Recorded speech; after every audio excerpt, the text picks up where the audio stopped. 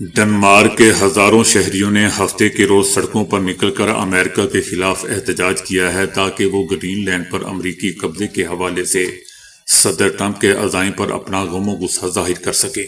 ہزاروں شہریوں کا ڈنمارک میں یہ احتجاج دوستو اس وقت سامنے آیا جب جمعے کے روز صدر ٹرمپ نے یورپی ملکوں کو یہ دھمکی دی تھی کہ اگر انہوں نے گرین لینڈ کے حوالے سے ڈنمارک کے موقف کی حمایت کی اور امریکی عزائم کی مخالفت کی تو ان پر بھی مزید ٹیرف عائد کر دیا جائے گا۔ پہل یہ ٹیرف 10% ہوگا اور جون میں 25% بڑھا دیا جائے گا۔ یہ دوستو پہلا موقع ہے کہ امریکی صدر ٹرمپ نے یورپی ملکوں کے خلاف اپنے انتقامی اقتصادی عزائم کا کھلے عام اظہار کیا ہے تاکہ وہ گرین لینڈ پر قبضے میں امریکہ کے دباؤ میں رہیں اور حمایت پر مجبور ہو جائیں۔ سڑکوں پر موجود ہزاروں مظاہرین نے ڈنمارک اور گرین لینڈ کے پرچم اٹھا رکھے تھے اور گرین لینڈ پر قبضے کے منصوبے کے خلاف نعرے بازی بھی کر رہے تھے تاکہ صدر ٹرمپ کو ایک واضح پیغام دیا جا سکے کہ ڈنمارک اور گرین لینڈ کے لوگ گرین لینڈ کے تحفظ کے لیے متحد ہیں۔ یاد رہے دوستو کہ امریکی عزائم کے تناظر میں نیٹو کے رکن کئی یورپی ملکوں نے گرین لینڈ کے لیے اپنی فوجی دستے روانہ کیے ہیں۔ ان ملکوں میں برطانیہ، France, Germany, Holland, Finland, Norway اور سویڈن شامل ہے۔ صدر ٹرمپ نے سپریم لیڈر آیت اللہ خامنئی کی سوشل میڈیا پوسٹ پڑھنے کے بعد بیان دیا ہے کہ وہ اپنے ملک کی مکمل تباہی کے مجرم اور قصوروار ہیں۔ صدر ٹرمپ نے ایرانی سپریم لیڈر کے 37 سالہ اقتدار کے خاتمے کا مطالبہ کرتے ہوئے کہا کہ اب وقت آ چکا ہے کہ ایران میں نئی قیادت تلاش کی جائے۔ صدر ٹرمپ نے ایران میں ممکنہ امریکی فوجی آپریشن کی وسعت کے بارے میں پوچھے گئے سوال پر یہ بھی کہا کہ آیت اللہ خامنئی کا اب تک کا بہترین فیصلہ 2 دن پہلے 800 سے زائد لوگوں کو سزائے موت نہ دینا تھا۔ صدر ٹرمپ کا یہ تبصرہ آیت اللہ خامنئی کے آن لائن اکاؤنٹ سے صدر ٹرمپ کے نام پیغامات کے سلسلے کی اشاعت کے تھوڑی دیر بعد سامنے آیا، جن میں امریکی صدر ٹرمپ پر ایران میں تشدد اور مہلک بد امنی کا ذمہ دار ہونے کا الزام لگایا گیا تھا۔ اس پوسٹ کا جائزہ لینے کے بعد صدر ٹرمپ کا کہنا تھا کہ ایران کے حکمراں اقتدار کے لیے جبر اور تشدد کا سہارا لیتے ہیں۔ انہوں نے مزید کہا کہ ملک کے قائد کے طور پر انہوں نے جو کچھ کیا وہ ایران کی مکمل تباہی اور غیر معمولی سطح پر تشدد کا استعمال ہے۔ صدر ٹرمپ کا کہنا تھا کہ ملک کو چلانے کے لیے قیادت چاہے وہ انتہائی نچلی سطح پر ہی کیوں نہ ہو، اس کو ملک کے معاملات کو صحیح طریقے سے چلانے پر ایسے توجہ دینی چاہیے جیسا کہ میں امریکہ کے ساتھ کر رہا ہوں۔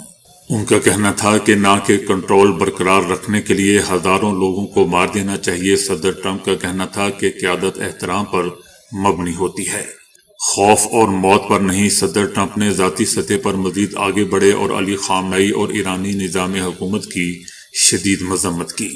صدر ٹرمپ نے مزید کہا کہ یہ شخص بیمار ہے، اسے اپنا ملک صحیح طریقے سے چلانا چاہیے اور لوگوں کو مارنا بند کرنا چاہیے۔ خراب قیادت کی وجہ سے اس شخص کا ملک دنیا میں رہنے کے لیے بدترین جگہ بن چکا ہے۔ دوستو یاد رہے کہ ایرانی سپریم لیڈر آیت اللہ خامنئی نے صدر ٹرمپ کو احتجاج کے دوران جانی اور مالی نقصان اور ایرانیوں کی ساکھ کو متاثر کرنے کا ذمہ دار ٹھہرایا تھا۔ آیت اللہ خامنئی نے اپنے خطاب میں کہا تھا کہ ہم امریکی صدر ٹرمپ کو ملک میں ہونے والے جانی اور مالی نقصان کی وجہ سے مجرم سمجھتے ہیں۔ سپریم لیڈر کا کہنا تھا کہ ایران کے خلاف حالیہ اشتعال انگیزی مختلف تھی کیونکہ امریکی صدر اس میں ذاتی طور پر ملوث تھا۔ ان کا کہنا تھا کہ ملک میں حالیہ فتنے کے پیچھے ٹرمپ کا ہاتھ ہے۔ اسرائیل اور امریکہ سے وابستہ ان لوگوں نے احتجاج کے دوران بھاری نقصان پہنچایا اور ہزاروں افراد کو مار دیا۔ ایرانی سپریم لیڈر نے دوستو یہ بھی کہا تھا کہ ہماری حکومت ملک کو جنگ میں نہیں دھکیلے گی، لیکن وہ مقامی یا بین الاقوامی مجرموں کو سزا سے بھی بچنے نہیں دے گی۔ ان کا کہنا تھا کہ جہاں تک معاشی صورتحال کا تعلق ہے، اعتراف کرتا ہوں کہ یہ خراب ہے اور شہری حقیقی مشکلات کا سامنا کر رہے ہیں۔ سپریم لیڈر آیت اللہ خامنئی نے صدر ٹرمپ کو ظالم قرار دیتے ہوئے کہا کہ وہ بھی اسی طرح گریں گے جیسے فرعون گرا تھا۔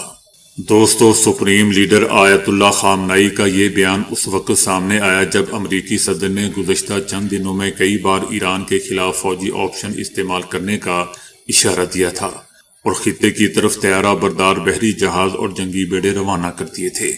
تاہم صدر ٹرمپ کے بیانات کی شدت میں اس وقت کمی آئی تھی جب ٹرمپ نے جمعے کو ایرانی قیادت کا اس بات پر شکریہ ادا کیا تھا کہ انہوں نے مظاہرین کی سزائے موت روک دی ہے۔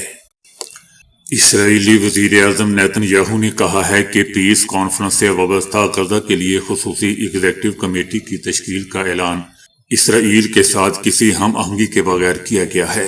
انہوں نے اسے اسرائیل کی پالیسی کے خلاف اقدام قرار دیا۔ نیتن یاہو نے وزیر خارجہ کو ہدایت دی ہے کہ وہ اس معاملے پر بات چیت کے لیے امریکی وزیر خارجہ سے رابطہ کریں۔ دوسری طرف انٹرنیشنل میڈیا کا بھی کہنا ہے کہ اسرائیل غزہ کی ایگزیکٹو کمیٹی کی تشکیل سے باخبر تھا۔ اس کمیٹی کی تشکیل فلسطینی عوام کے لیے شہر کی حیثیت رکھتی ہے اور قومی خواب کی تکمیل کے لیے غزہ اور مغربی کنارے کے درمیان ایک بنیادی کڑی ہے۔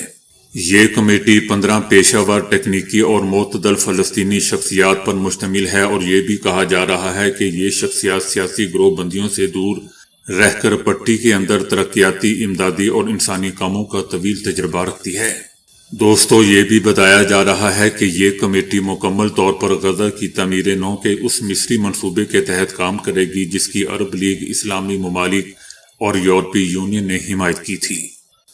دوستو، یاد رہے کہ امریکہ آنے والے دنوں میں امن کونسل کی تشکیل کا اعلان کرنے کا ارادہ رکھتا ہے، جس کا اعلان امریکی صدر ٹرمپ نے غزہ میں جنگ بندی معاہدے پر عمل درآمد کی نگرانی اور تعمیر نو کی کوششوں کی حمایت کے لیے کیا تھا۔ اس سے پہلے بین الاقوامی حمایت حاصل کرنے میں درپیش رکاوٹوں کی وجہ سے اس اعلان میں تاخیر ہوئی تھی۔ یہ بھی یاد رہے کہ جنگ بندی معاہدے کو اب بھی چیلنج کا سامنا ہے، کیونکہ حماس اور اسرائیل ایک دوسرے پر دوستوں خلاف ورزی کے الزامات لگا رہے ہیں۔ 10 اکتوبر کو اس کے نفاذ کے بعد سے اموات اور زخمی ہونے کا سلسلہ ابھی تک جاری ہے۔